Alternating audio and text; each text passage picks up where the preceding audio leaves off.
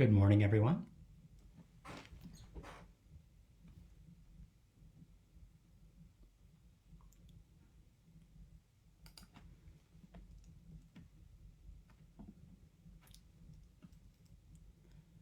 Good morning, Shane. Can you hear me?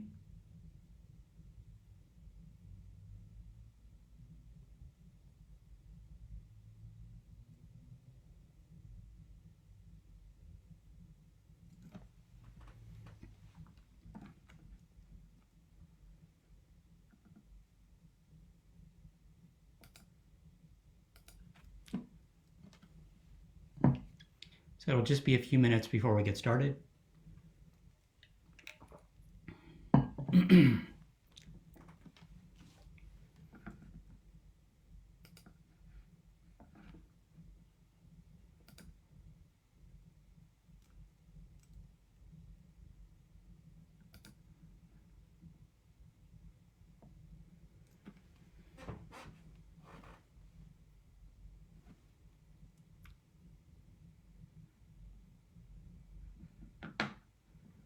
Going through some last minute emails.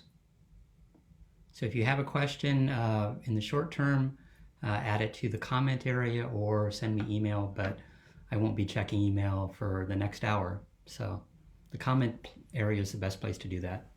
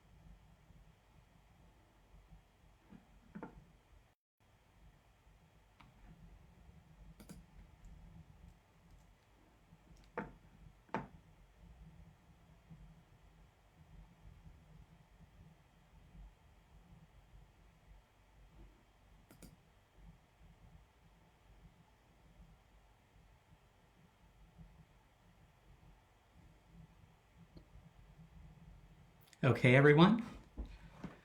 Good morning. It's 9:05. So let's go ahead and get started. Welcome, Sunnyvale. Good morning. I am Sunnyvale Mayor Larry Klein, and welcome to our fourth installment of my virtual office hours that I'm doing every Friday morning from 9 to 10 a.m. People have said they really appreciate these weekly office hours and addresses. They like the summary info of what's been going on in the last week, and then they also kind of get a chance to ask some of the questions to me. So it's, I think, beneficial for residents as well as myself. This is an extraordinary time. Our lives have changed fairly rapidly over the last month, and that can cause a lot of people stress. So, I hope everybody is doing well. You're all staying healthy. I wanted to give you some updates and provide some words of encouragement. Please remember to take care of yourself, both physically and mentally. Sheltering in place can be stressful. Take a break, go to the backyard, walk around the block. But, this is the best thing that we can do, that everyone can do for their neighbors, for the county, for California right now, is shelter in place and maintain safe social distancing. And just keep it up. It's not an easy sort of thing. During this time, it's important to keep following those important orders that have ultimately looked like they're flattening the curve of the virus for our county. You can do your part to basically prevent the spread of the virus by continuing to wash your hands. And people are tired of hearing about it, but it is very important. Whenever you're leaving, whenever you're coming back home, wash your hands. Don't touch your face. Maintain safe social distancing. 6 feet at all times. Only go out for essential items. And remember that the number of people that you come in contact with has a direct effect on how this virus is spreading. And of course, continue to wear your mask. Continue to have a cloth mask, and we'll talk a little bit about that later, but it really helps. And the good news, to start off with, is the Bay Area is definitely seeing a flattening of the curve. We're not out of the woods yet, but you could be a carrier of the virus and not have any symptoms. So a mask is really critical to make sure that if you do have the virus, that you're not spreading it to other people. And if you get a chance, remember to thank those essential workers that are still working, during this pandemic. A lot of us are sheltering at home, and those that can work are able to work at home. Those that can't, and we'll be talking about the people who've been laid off later, are definitely, dealing with a lot of stress and a lot of issues.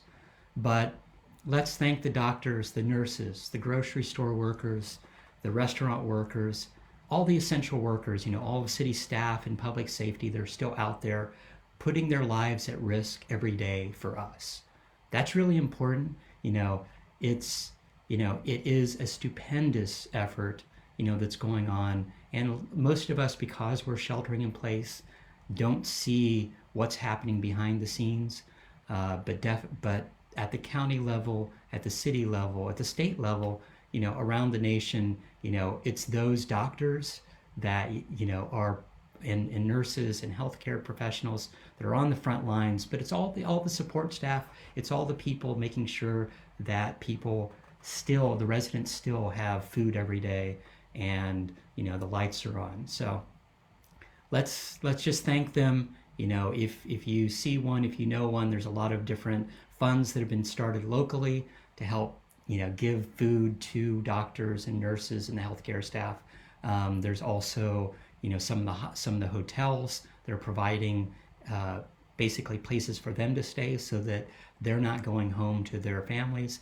As difficult as that might be, it's important that they're doing safe social distancing because they're being exposed to the coronavirus on a daily basis.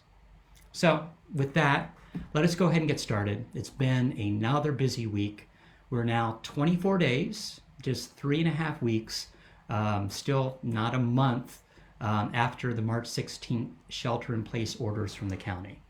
And that was from all 6 counties getting together and saying, this is what we need to do to stop the spread of the virus. And it's been working.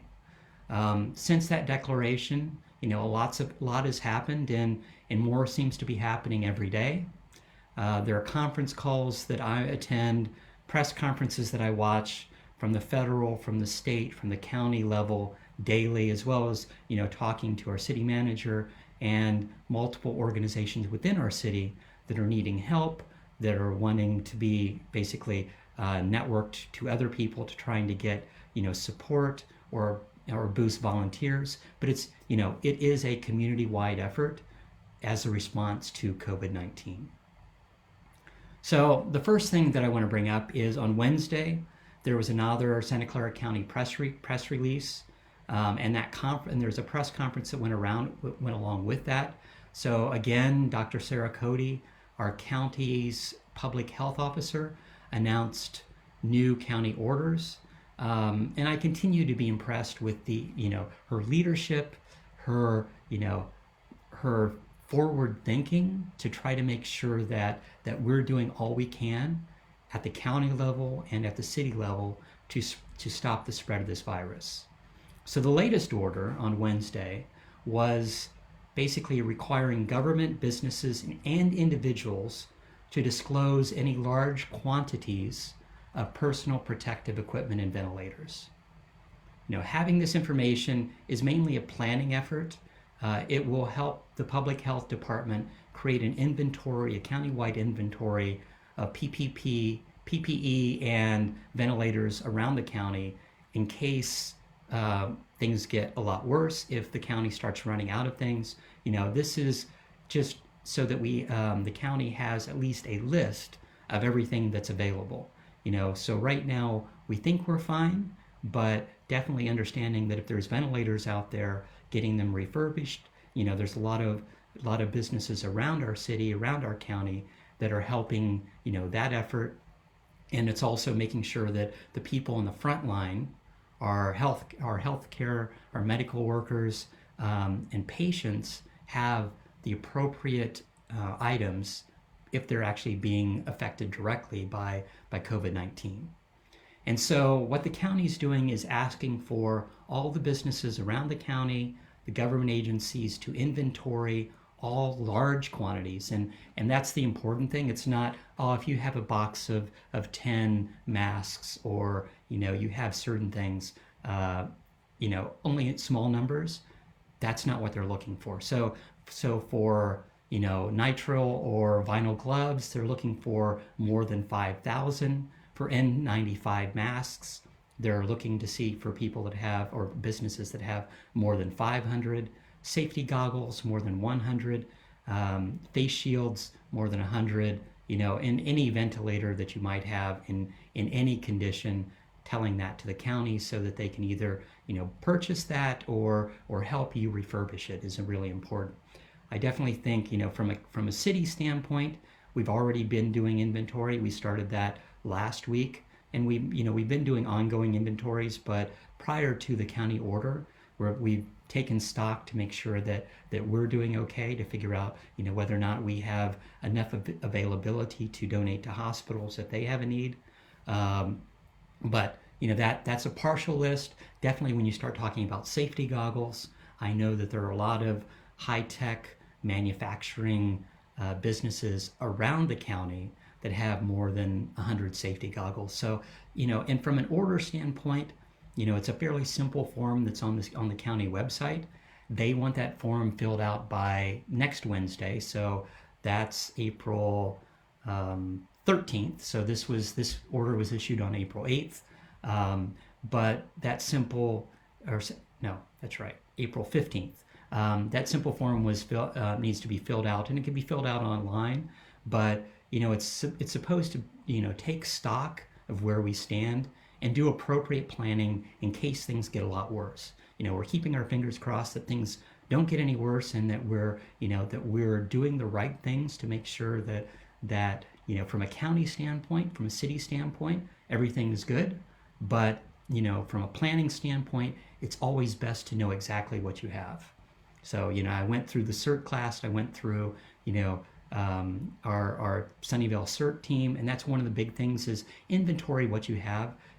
After an emergency, immediately figure out what you have available in case you have additional problems. So that was the order that was issued on Wednesday, midday. And so something also changed on Thursday night. So the county has been very transparent as far as providing the number of people that have been infected, the number of people that have actually died from COVID-19. And so they had a dashboard talking about what the hospital availability bed is. So from a hospital standpoint, from those infected, for those being tested. So it's a good, it's a good county website that shows kind of, here's how many people are tested, here's how many beds are still available around the county. On Thursday, so last night, they actually added additional information to that. They released on a per city basis the number of people that are affected, as well as the race of those that have died. So that's an important kind of open transparency sort of thing. Multiple council members from around the county have been asking for additional information. I'd been asking city staff, and that information hadn't been available until yesterday. So that's now completely available for everyone around the county to take a look at. And so just to show, just to kind of give a quick update on the number of cases of COVID-19 from a city basis. So San Jose has the most at 958, and this is from yesterday evening. So these numbers are updated on a daily basis. So San Jose had 958, Sunnyvale had 65, Palo Alto had 57, Santa Clara 54, Milpitas 43, Mountain View 30, Campbell 26, Gilroy 24, Los Gatos 21, Los Altos 18, Cupertino 17, and then the rest of the cities that aren't listed, as well as the independent area, the independent areas in the county that are county land, were all less than 10. So so Sunnyvale was number 2 with 65. That being said, it's a good number less than San Jose. Sunnyvale is the second largest city in the county, with 155,000 approximate residents. So it makes sense that we are, have a fairly high number. The big surprise, of course, was Palo Alto having, being in number 2 with a much less number of residents. So, conceivably, we'll figure out, we'll see how those numbers change. But the important thing is those numbers have not been increasing rapidly. So we'll be able to track this now a lot closer, and from a city standpoint, from a county standpoint, see how those numbers are increasing. And then from a council standpoint, and a lot's been happening at the federal level and the state level. It's like I do watch those conferences and see what's happening for both, what's happening at the White House with the CDC press conferences and conference calls, as well as what's happening with Governor Newsom and what's happening at the state level. It's like I've been very impressed with the response, especially at the state level. And right now we're actually sending ventilators back east to make sure that they have enough to meet their requirements, because New York, New Jersey have been very, very hard hit right now, at least from the numbers that you're seeing. So from a Sunnyvale City Council standpoint, we met remotely for the second time this past Tuesday night, and we had a few technical difficulties. I was actually surprised how our first meeting went relatively smooth, but our second meeting, overall it went well, but we lost a few people because of internet connections, either at City Hall or at their home. It's like that's one of the issues about evening meetings, is a lot of people are streaming Netflix and Hulu and all those different videos online that basically help people pass their evening hours. And so I'm not surprised that we had some issues. So one of the things that we have changed with our council meetings is because the public isn't able to come and speak directly, we are taking verbal comments in email format. So So if you want to comment on an item, and people have always been able to send, emails to council and to the city manager, and we read all those on a weekly basis. But if you want something read during public comment of a specific item, you can send it directly to our city clerk. So cityclerk@sunnyvale.ca.gov, and they will read up to 3 minutes of what people basically want to read into the record. And so you have to list what the agenda item is, and when I open the public hearing during that agenda item, the city clerk still continues to monitor for incoming messages, and so people can, send in what their comments are on a specific item, and whatever's read before I close the public hearing will be read by the city clerk. And so, I understand it's not opening it up to everybody to basically, have your say and speak to council. That being said, we've monitored what other cities have done, and there have been some, let's say, problems at a few public meetings, either council meetings or other regional meetings that we hope would never happen at our council meeting. But that is one of the things that we're trying to do, is still make sure that people have appropriate public comment on what council is ruling on, and getting appropriate feedback ahead of time as well as during the meeting. But it's important that we have some control. We're looking to see if we can make it more open for people to actually call in, but I would say it was already fairly difficult just to have, let's say, the 7 council members and all the city staff that need to present or give feedback into one 8x8 conference. And so from that standpoint, trying to get a lot of people able to call in and present or show themselves, that causes, let's say, issues with the system.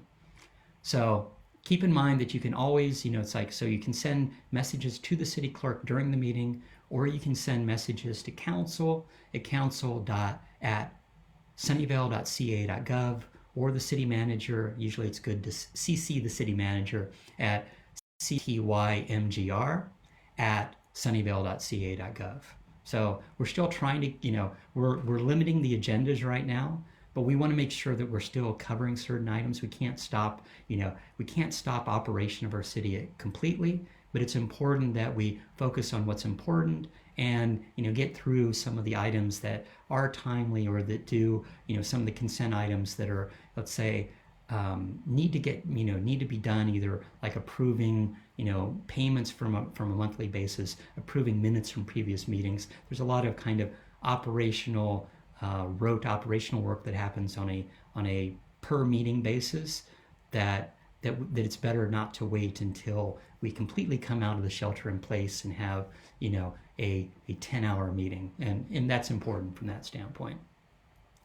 So at Tuesday's meeting, we did 2 things. First, we extended the state of emergency for another 60 days. So to kind of give you some of the history, on March 12th, our city manager, Kent Steffens, declared a state of emergency. So that was kind of a first step of making sure that the city is ready and evaluating, all that it needs to do for an emergency. So it activated the Emergency Operations Center, so the EOC.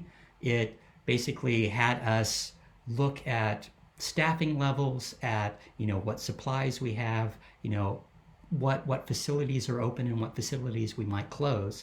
And that's changed over the last few weeks, definitely. And then on March 17th, Sunnyvale City Council came back and ratified that initial state of emergency. So that was our first kind of step in making sure that, yes, we are in a state of emergency. And declaring a local state of emergency definitely opens up businesses and residents for a certain amount of funding from a federal level as well as a state level. So that was an important first step to make sure that we, our residents and our businesses also can get, appropriate funding.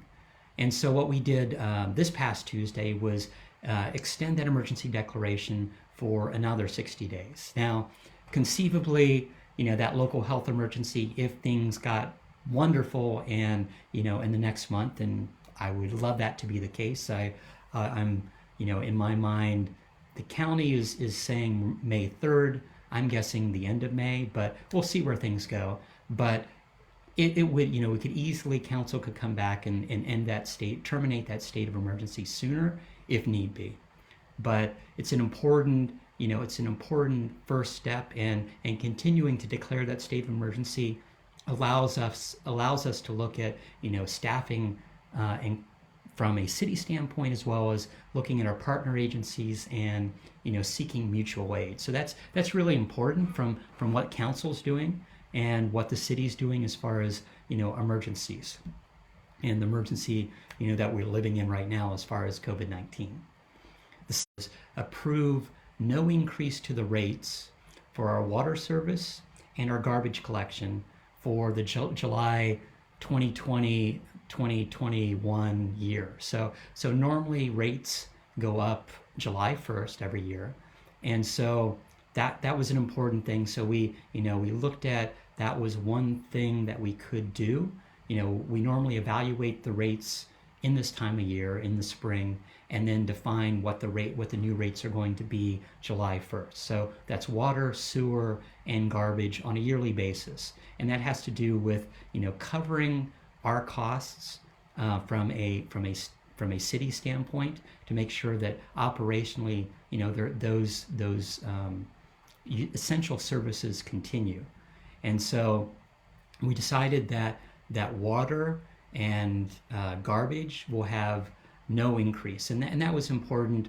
We currently have some funds that will be able to cover that over the next year. There was debate among council about whether or not conceivably that increase is even higher next year, and we had enough funds that at least we can evaluate that conceivably 6 months from now. If things from an economy standpoint look better in 6 months, we might end up increasing that rate sooner. But at least for now, those rates will remain unchanged.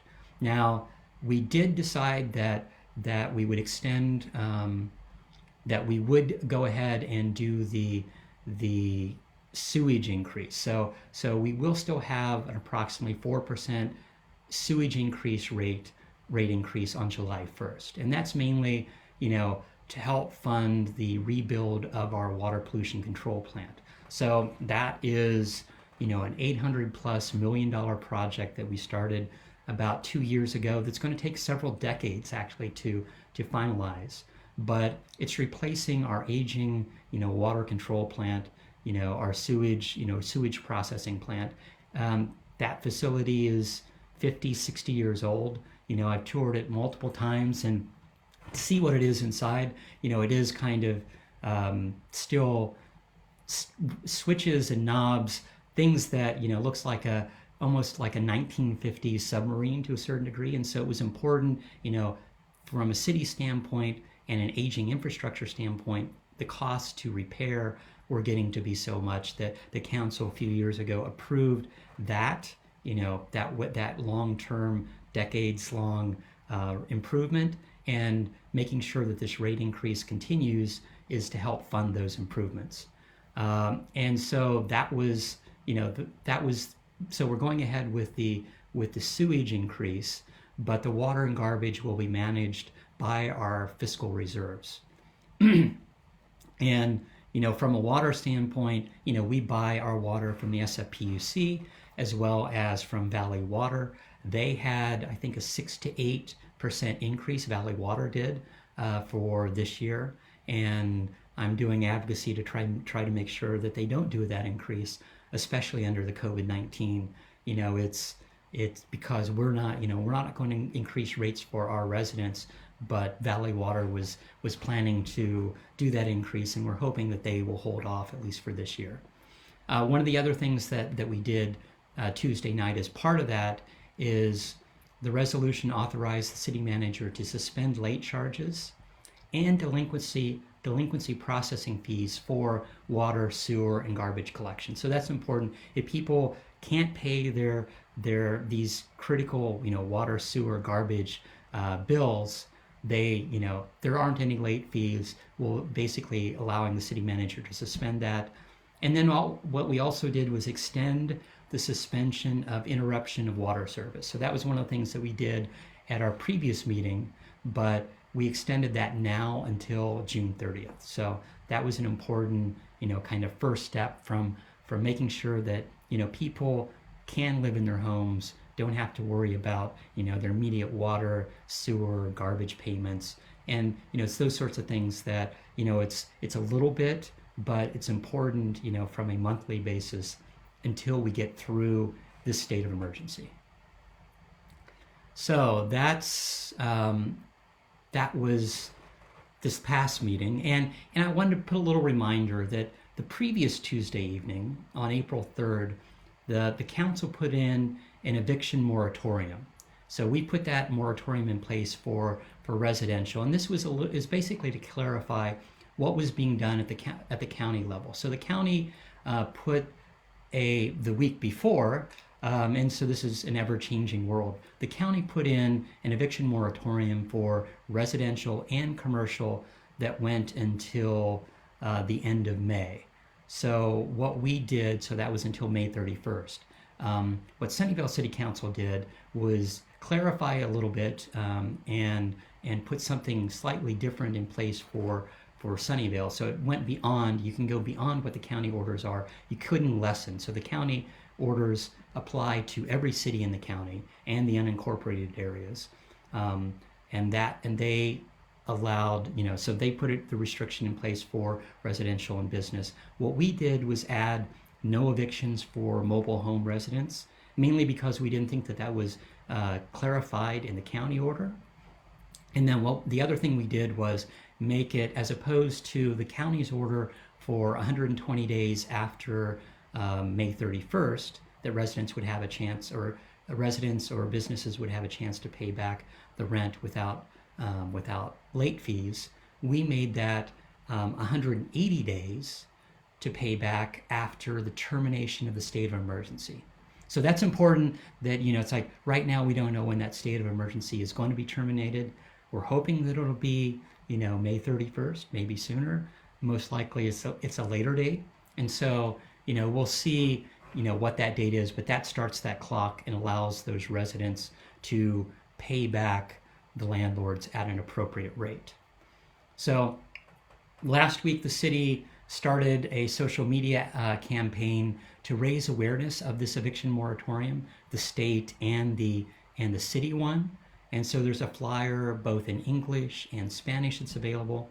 That being said, I've heard from several residents that are being threatened by their landlords with eviction. So, that shouldn't be happening right now.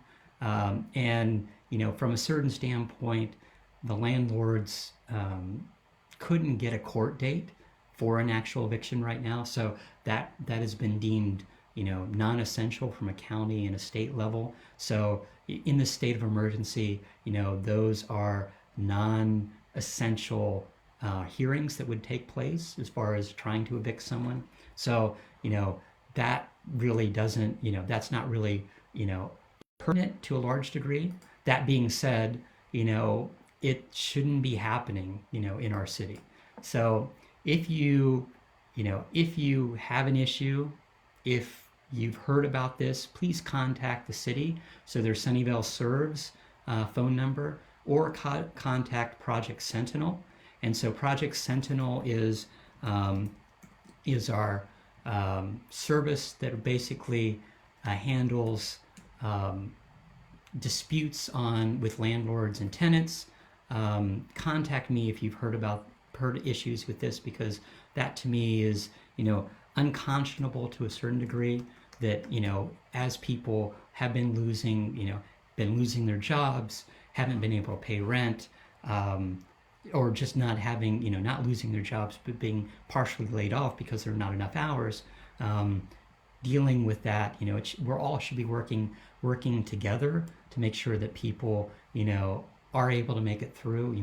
We have, so I have an ADU, a granny flat, and one of the first things that we did when the shelter in place order went into place was, tell them that if they need a reduction on rent, if they can't pay their rent, we understand. And I'm hoping that landlords, around the city are doing the same, and around the county and around the state are doing the same thing.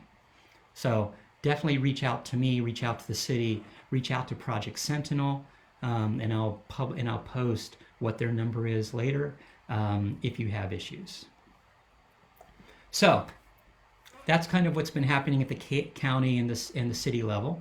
From a CDC call earlier this week, and there's been several, one of the things that the CDC estimated was that 25% of the carriers for COVID-19 show no symptoms. So this is really important, and this is why we're all sheltering in place. But it's important to limit your contact with others as much as possible. And so the CDC did the same recommendation that the county did last Thursday, to wear face covering when you leave your home for essential services. So when you're going from your home, always have your mask with you, always be wearing your mask when you're out, because you're being exposed, or more importantly, you might have COVID-19, show no symptoms, and you need to make sure that you're not spreading it to other people.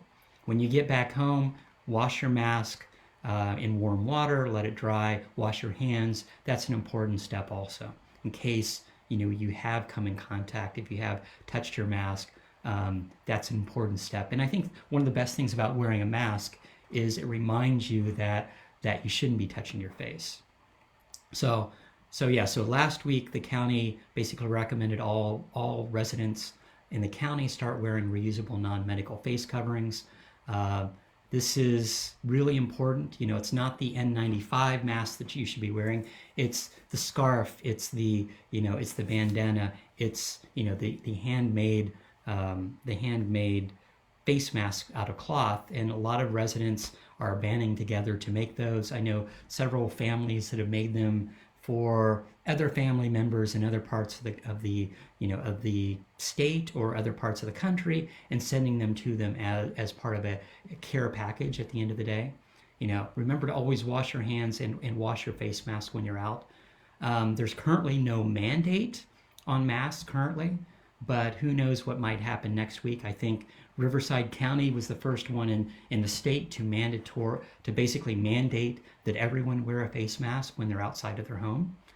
And I keep seeing people not wearing, cloth masks or bandanas out in public.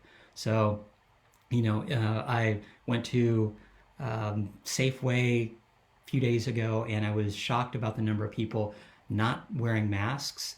And if you need a mask, definitely, if you or your family needs a mask, please contact me. Send me an email. Post something on my Facebook page. I've been delivering masks to doorsteps when I'm out. Doing my daily restaurant takeout at lunch. And yesterday I actually delivered about 50 masks to our Sunnyvale shelter. The shelter is 24 hours a day now. 18 of the 100 and I think about 150 now. We moved to 175 beds, but we've had to do some logistics there. 18 of the residents of the shelter are kids, ages from 10th grade down to kindergarten. So definitely making sure that there were kid-sized masks that were in colorful and all that. And that's what I ended up dropping off 18 of those, and then a certain number of adult masks yesterday, which was really important for the kids and the families. It's not just single people, it's couples, it's families sheltering at our shelter here in Sunnyvale. So that's kind of a quick update. Next, I wanted to remind people to fill out their Census 2020. If you haven't done it yet, or if you know neighbors or friends in the city that haven't done it, please remind them. Everybody should have gotten something in the mail. Here's how you fill out the form. If you lost that form, that's fine.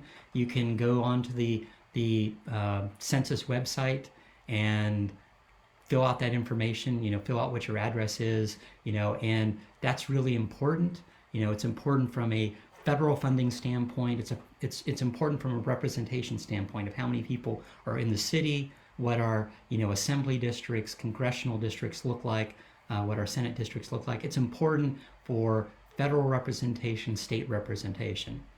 And so one of the things that is published on the census website is what the averages are of response. So the national average right now is 46.7%. The California average is about 46.6%. So we're basically California-wide, we're about the same. The county average is 55.6%, and Sunnyvale's average is 57.8%. So we're a little bit better than the county, but we're have a ways to go. Definitely, we're over 50%. We're better, better than the federal, the state, the county. That being said, Los Altos is currently at 70%. So we need to work a little bit harder to make sure that everybody's being counted. And the things have changed because of COVID-19. The homeless count didn't happen. So usually on April 1st every year, whether or not it's a census year or not, a homeless count is taken. Because of COVID-19, that didn't take place, and so that'll be moving to May 1st. So things are changing a little bit, and how to do outreach. Normally it's a door-to-door. For the people who didn't fill out their census, it's normally going door-to-door and knocking on doors and having them fill it out.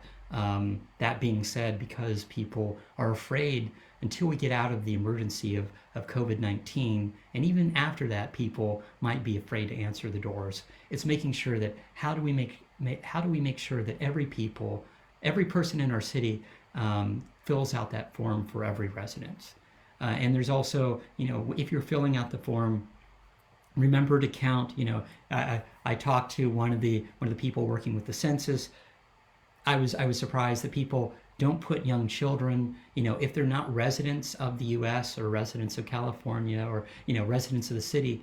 If they're staying there, if you have a family member in from the East Coast that's staying with you during the shutdown, they need to be counted. It doesn't matter whether or not they're residents of California. It's important that we count everybody who was in a certain location on April 1st. So definitely fill that out. Go to my2020census.gov, or you don't need a computer. You can go through this normally via the phone, and they have multiple language depending upon what language you speak. And the number to fill out your census via phone is 844-330-2020.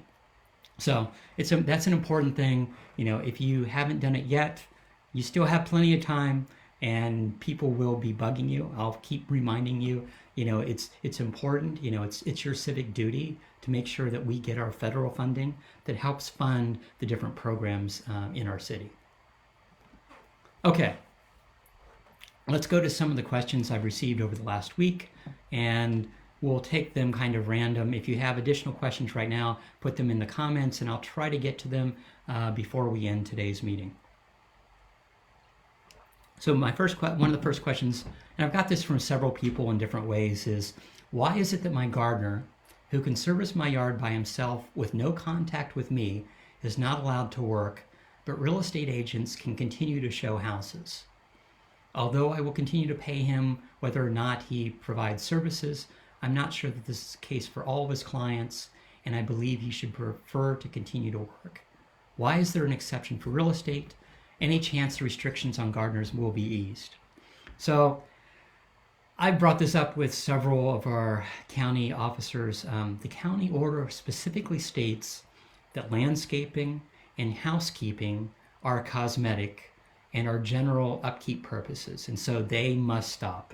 As much as it is distanced, this is one of the things that the county was very clear upon when they made the orders, that they specified that landscaping and housekeeping, as much as it might be, you can conceivably safe social distance within your home. They want to make sure that the spread is less, and so they basically reminding, you know, the gardeners and the house cleaners to stay at home. And given the economic hardship, many people are continuing to pay their service workers, if they're financially able to do so. And we know it's difficult for everyone, but that is the county order. And we'll see if they change it. But, several of us have pushed, and that has not been the case. Last week, the county clarified what some of the essential businesses and expanded service to include providers that enable real estate or residential transactions. So, it's notaries, it's list companies, it's realtors, it's moving companies, it's rental car companies and trucking companies. Those can continue to operate. And part of that has to do with people who are in the process of selling their homes, or moving out of state, that is still allowed. And so, that was an exception that the county decided, was important. I've heard from at least one resident who had sold their home and was trying to move into a retirement community. They're not taking new members, even though she was supposed to be there until after COVID-19. And so she was looking for backup and looking for assistance. So real estate agents have changed what they're doing. They're now, it's not a walk-in sort of thing. It's only by appointment. They're doing safe social distancing, but certain operations are still continuing during the shelter in place. Another question I've been getting: I've been cleaning out my closet and attic, and I have extra garbage. The city canceled the extra dump weekends for the last 2 weekends. What am I supposed to do with all the extra stuff that I want to get rid of? So, just as a reminder, single residents can now set out up to 2 extra garbage bags on pickup day. So if they set out 2 extra garbage bags, set them up much like you do with extra cardboard, and there'll be an extra truck going around the city to collect that. So a separate truck will collect those extra bags and bundled cardboard, so you can just leave them at the curb until they're collected. And then, as far as the cardboard, people should already know to flatten it and make sure that it's all bound up, so that it makes it easier for us and our specialty waste to collect it and take it to the recycling center. From a city standpoint, we're also looking at opening up the recycling area at the Smart Station. So right now, kind of all recycling has been closed. And so one of the things that we're trying to do is also, open up where people could, recycle paper and cans and bottles and all that. There probably wouldn't be purchasing going on, but if people, have done spring cleaning and want to get rid of stuff and don't want to just throw it in the garbage, have filled up their recyclables or whatever, have old computers, all that drop off should be able to happen at the Smart Station. But that hasn't been, the logistics of that haven't been worked out yet, but they're working on it. Next up is, what are you doing for small businesses? So, I'm really proud of our local businesses that are stepping up. So Google has, been purchasing meals from local restaurants and donating them to schools for children. Cepheid got a lot of news after creating the first on-demand test for COVID-19. There's Maker Nexus, which is a nonprofit that does, it's a maker space, for 3D printing and fabric and drones and all that. They're 3D printing face masks for health professionals. So a lot of companies are still there. The governor was in town a week and a half ago to visit Bloom Energy's manufacturing facility here in Sunnyvale, where they actually where they're refurbishing ventilators. And so I know that that's been happening at several locations around the county. And then, as far as restaurants and small business, it's really difficult for them right now. Please continue to do takeout.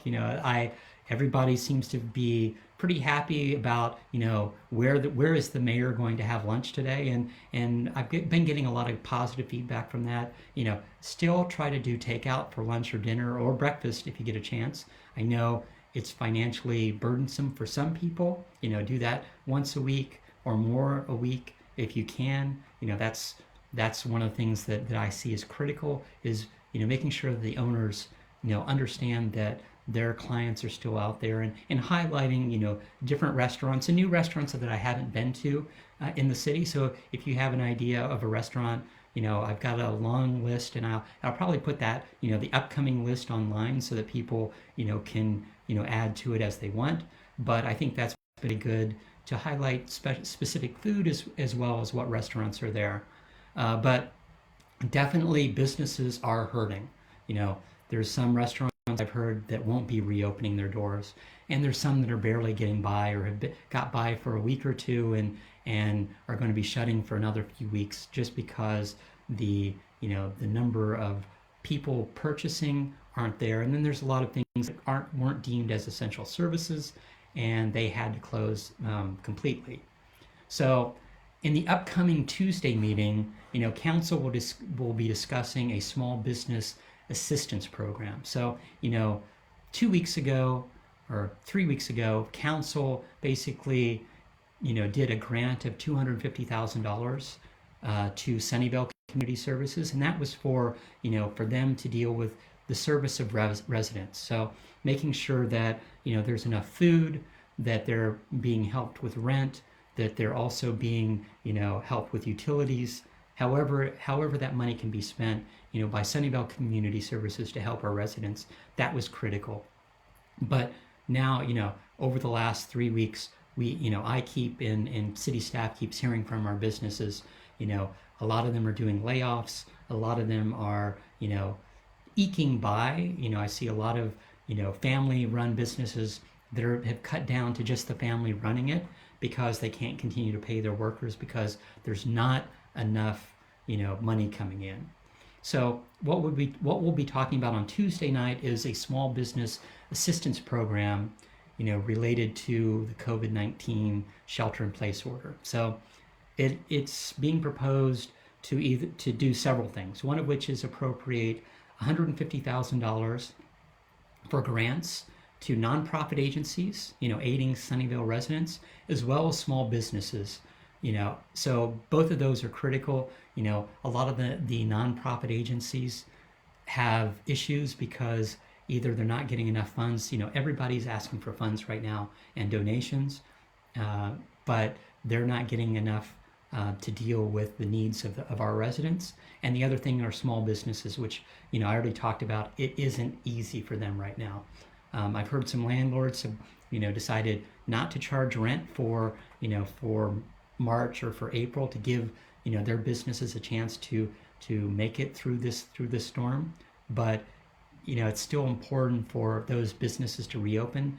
And so staff is, beyond the $150,000 that would be part of that grant, staff is recommending council also approve $600,000 to match outside contributions for this small business assistance program. So, I've already been hearing from several of the large tech companies that are interested in donating to make sure that these businesses, small businesses, medium-sized businesses, have additional resources to weather the storm. And so it's actually good. I've been very happy to hear, until the program's in place, until council has, approved some amount as far as a matching donations program, we won't be fully accepting those funds. That being said, I've heard from multiple of our tech companies that are saying we want to give back to our community and make sure that small businesses can survive. So, we wouldn't be, running this program directly. We go through the Enterprise Foundation. It's a nonprofit that deals with small businesses in the county, and we've been working with them for about 15 years now. And so they would help refine the eligibility criteria, how big the grants are, so all that would be kind of administered through them. They work with the small business, so basically the federal government and the state government, also in the past to work with grants and small business association funds and loans. So from that standpoint, there's also several of the congressmen So Ro Khanna, Anna Eshoo, a lot of the Congress members for our area have been basically having Facebook live stream events or conferences to talk about how to apply for these loans, what needs to be changed with that program. So there's one today from 1 until I think 3 p.m. So if you go to Ro Khanna's Facebook page, that's one possibility to help answer some of your questions as far as SBA loans. Okay, and let's see. That's it for small businesses. Another question I've gotten a few times, which is really hard to hear. I lost my job. What can I do now? So, definitely apply for EDD, apply at the state level for unemployment. But keep in mind, one of the things that Sunnyvale provides, that's provided right here in our city, is NOVA. And so NOVA is basically the North Valley Employment Center right across from City Hall. And so NOVA offers reemployment assistance remotely at this point because their offices aren't open. Everybody's sheltering in place, but via email. So if you go to the NOVA website at novaworks.org, so novaworks.org, it'll show you how to get assistance. And you can send them email at info@novaworks.org or give them a call during working hours Monday through Friday, 408-730-7232. And what NOVA will do is it's federally funded. It's a nonprofit. It was doing such a great job in the North County here that it was basically first for the cities of Cupertino, Los Altos, Milpitas, Mountain View, Palo Alto, Santa Clara, and of course Sunnyvale, since it's right here in Sunnyvale. And it was doing such a great job that actually took over operations for the county of San Mateo. But what they do is they provide, so they're funded by the federal government, but they're a training agency that provides also customer-focused workforce development. So they help you learn how to apply for jobs. They have a long listing of jobs. So businesses, if you have a position open, definitely consider talking to NOVA. But they will also help you fill out, if you need assistance with filing your unemployment forms. That's one of the things that NOVA is there for, to make sure that you're getting all the assistance, whether or not it's education or funding, that you should deserve as you're going through the difficult time of being out of work. Another question I got this week from a few people is, I think the farmer's market is unsafe. It should be closed. I visited the farmer's market for the last few weeks. I saw people doing safe social distancing, wearing masks. I've been in contact with Urban Markets, who runs it, and they've basically have changed and put measures in place to make sure the farmers markets are safer. One of the things that they've done is recommend masks at the county level.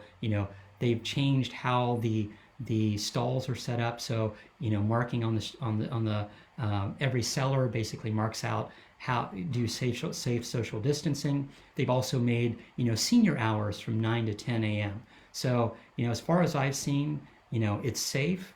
There might be, a few random people that aren't complying with the rules that were put in place, but I see that same thing at the Safeway that I was talking about. So, definitely there are people that aren't following orders around our area. That being said, I look at the farmers market as important for several things. It's important because it's local farmers, so it's local food that you're getting in, and a lot of these farmers don't have outlets for the food that they're growing, so they can't sell to Safeway, much like Safeway and these bigger grocery stores get their food from their standard suppliers. So if it's not sold at the farmers market, it probably won't get sold, and so that's important for them to have that outlet. But it's open space, it's open air. There's a lot fewer harder surfaces as opposed to a grocery store or Target, something of that nature. It's important from that standpoint. And so I think, it's really important for our community to keep that open. Council discussed it at the meeting and decided not to take action and to go with whatever the county order is.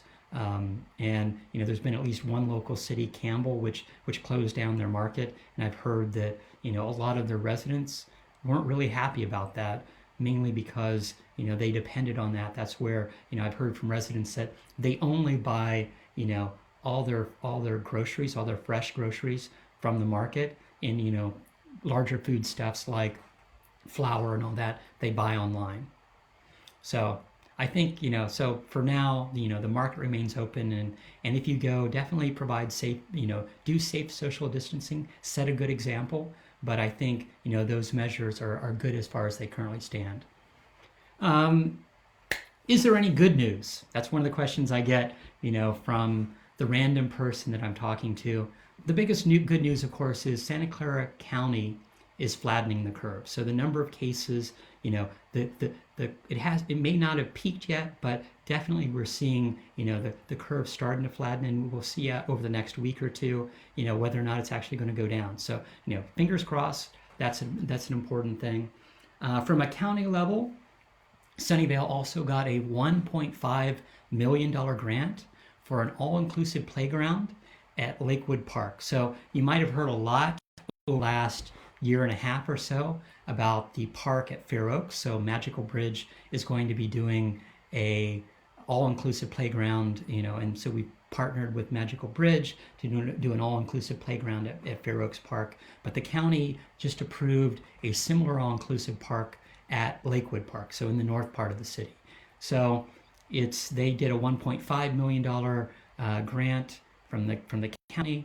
The project is estimated to cost about $3 million, so we're going to be looking for additional funding sources. But the park renovation is currently planned for design phase in 2021, so starting next year, and hopefully we get through all the other outreach and design that needs to happen this year, and then construction would be slated for probably 2023, depending on how things go. Let's see, other questions I might have.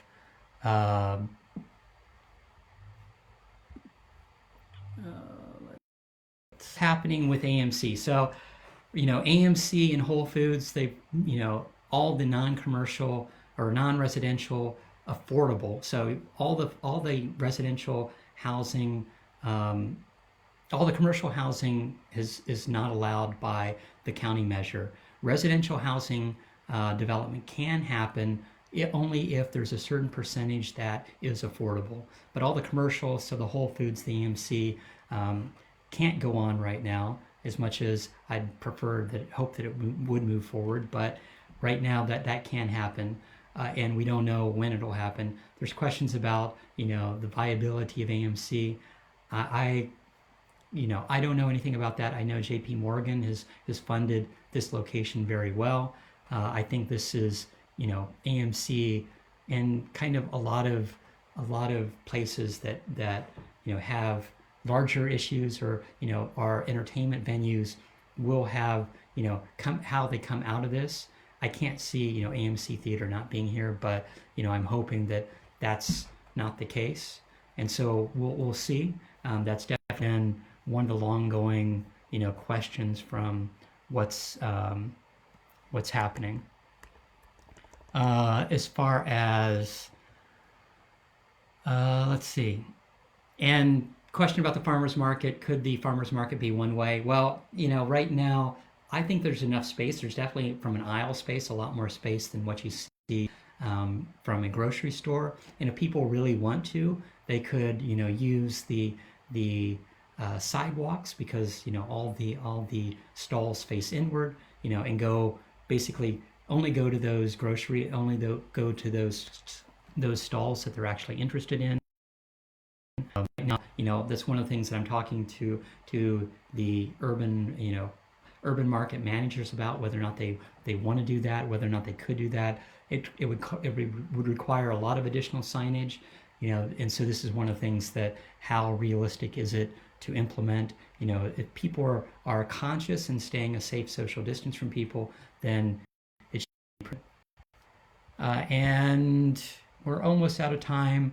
One of the questions I get is, what's the first thing you'll do when the shelter in place ends? So, for one thing, I'll be overjoyed to be through this. Definitely it's been, a lot of stress, and it's a lot of stress for a lot of people. And keeping that in mind, I'll be posting sometime in the next week about where you can get resources from an emotional standpoint. If you're feeling depressed, if you're feeling, burdened by the shelter-in-place orders, there are resources available. But I'll be relieved. It's been difficult. I'll be happy to be able to shake hands again. There's seeing smiling people when you meet. With the whole face mask is kind of put a barrier between a lot of people, and just being able to kind of go to the coffee shop with friends, meet with friends at your home or at a restaurant. That I think is the hardest thing. Definitely if you get a chance, do conference calls, video conference calls, FaceTime calls with friends, with relatives. Having the happy hour, discussion is useful. It does help, kind of keep that social communication going. But definitely that's one of the things that I really miss. So with that, I think I'll go ahead and start to wrap up. It's after 10. I appreciate everybody who joined me today. I think this is, it's really good for me. It's really good, I think, for our residents to hear from the mayor what's going on, what's happened in the last week. If in case you either, some of you are news junkies, and that's not always the best thing to be, but to find out kind of at least a summary of what's happened at a city and a county level, and some federal and state, but figuring out how that directly affects you. That at the local level, that's to me is the most important. If you have comments, questions, concerns, definitely email me. At council@larryklein.com, or or kleincouncil@sunnyvale.ca.gov. This pandemic puts life into perspective. It helps you realize what's important because you don't have it. It's intermingling with friends. It's having that, dropping by a restaurant or a coffee shop, and seeing people and talking to everybody. It's difficult, and I understand that. Definitely reach out to people if you have issues. It's difficult times for us all. But I'm proud of our community. So many Sunnyvale residents have pulled together to help out during this time of need.